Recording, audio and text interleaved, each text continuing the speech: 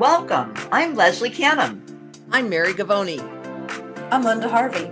I'm Olivia Wan, and together we are the Compliance Divas.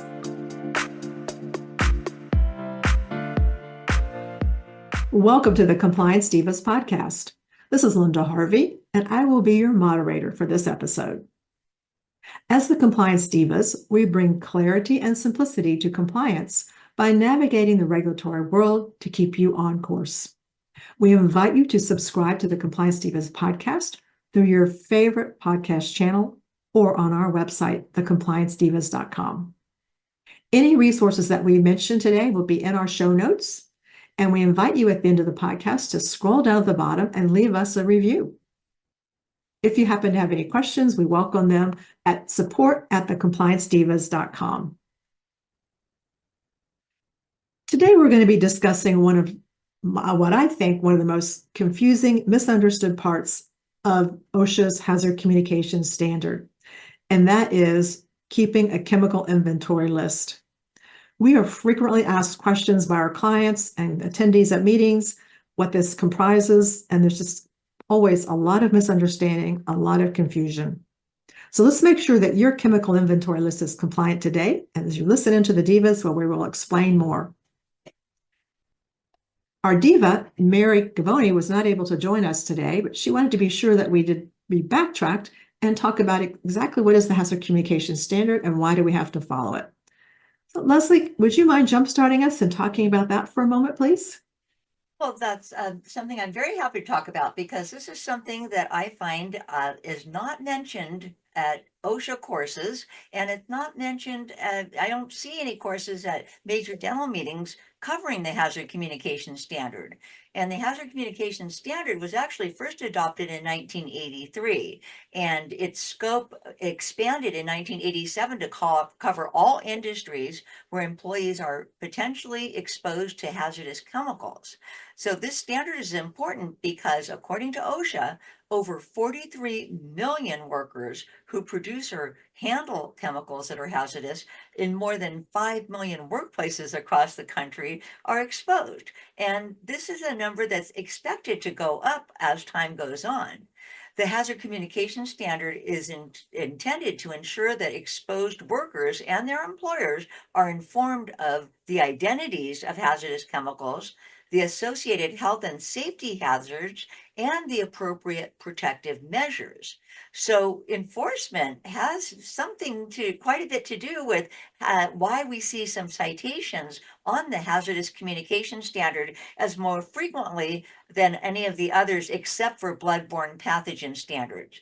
So what has to happen is that employers have to protect employees by at minimum discussing topics that include the hazard communication standard and its requirements, the components of hazard communication program in the employee's actual workplace, operations and work areas where the hazardous chemicals are present, and where the employer will keep the written hazard evaluation procedures, communication program, and lists of hazardous chemicals, which is that chemical inventory list, the focus of our program today. Many of us know that MSDSs, now material safety data sheets, that's been shortened to the word SDS, or acronym SDS for safety data sheets. And so when employers are responsible for the safety of employees, that training has to include how the hazard communication program is implemented in that workplace, how to read, interpret information on labels and the safety data sheet, and how employees can obtain and use the available hazard information. They also need to know about the hazards of the chemicals in their work area, measures employers can take to protect themselves, employees can take to protect themselves from the hazards, and specific procedures put into effect by the employer to provide protection, such as engineering controls, work practices, and the use of personal protective equipment, PPE. They also need to do a little bit of training on methods and observations, such as a visual appearance or smell. So employees can use this training to understand when there's the presence of a chemical that they might be exposed to by sight or by smell. Linda? Thank you, Leslie. I think I would tend to agree that when you think about the different meetings and seminars, when there are OSHA presentations, they may or may not mention much about the hazard communication standard, depending on how much time is allotted for that program. And the bloodborne pathogen standard tends to come to the forefront because it is so interwoven with infection control and prevention. And you just don't see as much emphasis on it. But still, the OSHA fines apply here as well. And as we know, here in 2024, the federal fines are over $16,000 per day per violation for a serious offense. Let's call on our diva, Olivia. If you could tell us, Olivia, a little bit more about what exactly is this chemical inventory list, what has to be on it, and why do you think everybody's so confused about it? Sure, Linda. It's actually a list or an inventory of all the hazardous chemicals that are used in the dental office. And it is a required component of our hazard communication program. And as I'm sure all the divas would agree, it's probably an area that is most neglected when we are assessing compliance in the individual practices. They may have some of their safety data sheets, but 9 times out of 10, they may be missing this critical component, which is the list or the inventory. And I've actually seen clients cited over this for not having it in place. And so basically, we have to maintain a list of the hazardous chemicals that are being used in the dental office. And we have to use the product identifier, which is the product name or the chemical name, and prepare the list in a format that complies with OSHA. And so it takes time to build these lists. And I think what gets confusing, Linda, is that sometimes they feel like if they have their safety data sheets that they have fulfilled the requirement, but that's not enough. So whether you call it a list, an inventory, or an index, that's a required component in putting it together and satisfying the law. And so there's different ways that people compile their safety data sheets, which may lead to the confusion. For example, if they are compiling PDFs, that they're just downloading PDFs from the manufacturer's website or the wherever they purchase supplies, and they download the PDFs, that's great, but they still have to prepare this list or inventory. Or it may be that they compile paper copies. And if that's the case, they still need to do the inventory.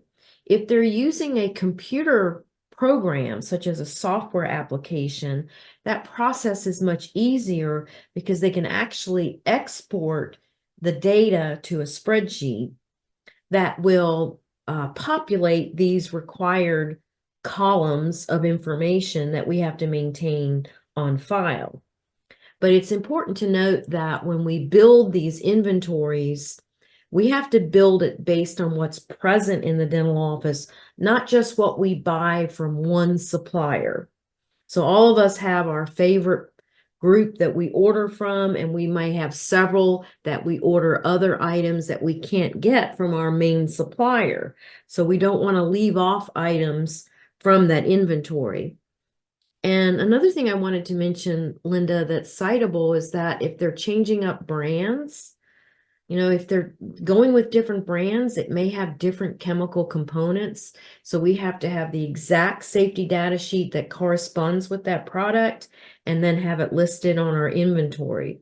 So if we're shopping the deals, so to speak, then that inventory becomes very challenging to keep up with. And I would say, hands down, it's probably harder to build the inventory than it is to gather all the sheets. I think I would agree with you, Olivia. It's harder to build the inventory than it is to collect the sheets. And I believe it is one of the most neglected areas of compliance in a dental office. Other thoughts that you might have, Olivia?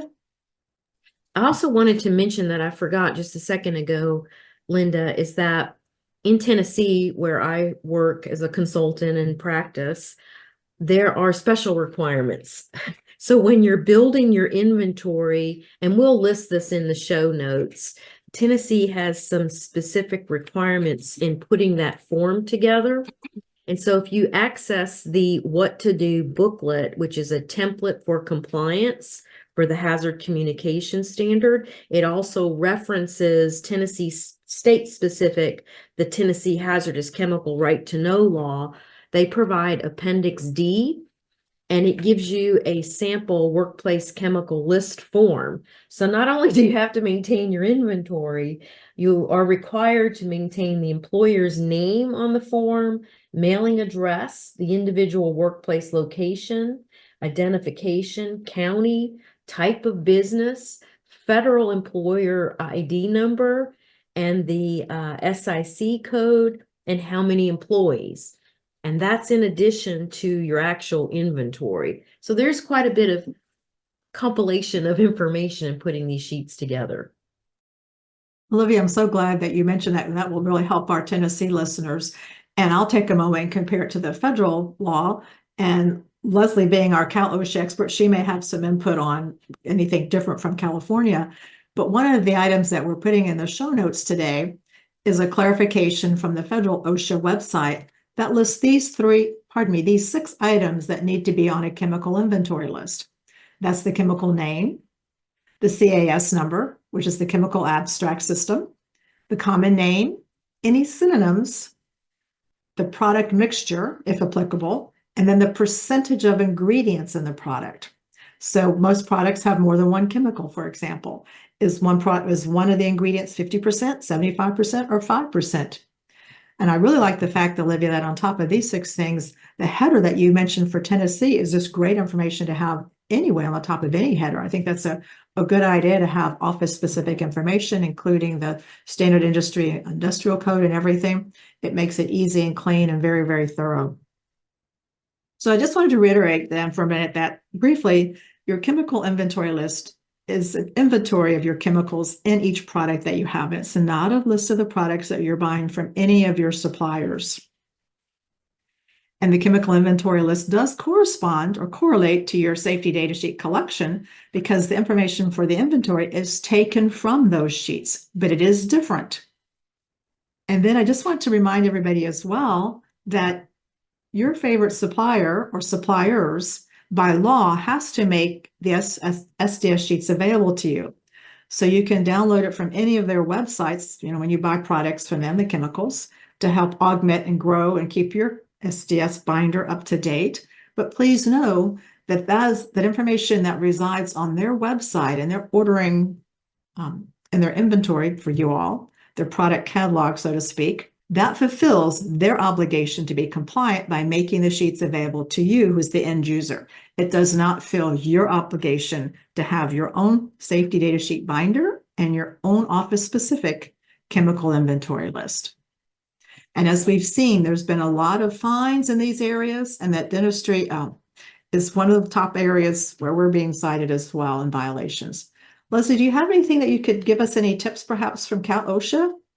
Well, I can tell you that in general, federal OSHA as well as Cal OSHA is that you periodically go through your safety data sheets. You can weed out for products that you're no longer using, but do keep in mind, whether it's Cal OSHA or federal OSHA, the safety data sheet may be part of the employee's medical record. So how long do we keep the safety data sheets? Well, we can archive them for duration of employment plus 30 years, just like medical records. And that way, in the event an employee has had a reaction or adverse health effects due to exposure to a chemical, the employer can demonstrate that they had the safety data sheet that was used at that time with the information, whether it was an MSDS sheet or an SDS sheet. The other thing is that going through your safety data sheet book will help you in seeing what you're missing from your chemical inventory list. Going through your shelves will help you see what you're missing for safety data sheets and the chemical inventory list. And I realize that's an overwhelming task, but we do have sometimes canceled appointments or admin days in a dental office or in-service days where we have time to do this type of work. And I'm certain that putting an initial that you reviewed your chemical inventory list and a date, and also that you've reviewed your safety data sheets would certainly prevent a OSHA citation if you missed a few parts or a few pieces of what you were supposed to have. Thank you, Leslie. I would like to point out that during the OSHA inspections where I've been on site, the inspectors compare what's on your chemical inventory list to your safety data sheet binder. And the requirement for them to do so is listed in what's called the OSHA compliance directives.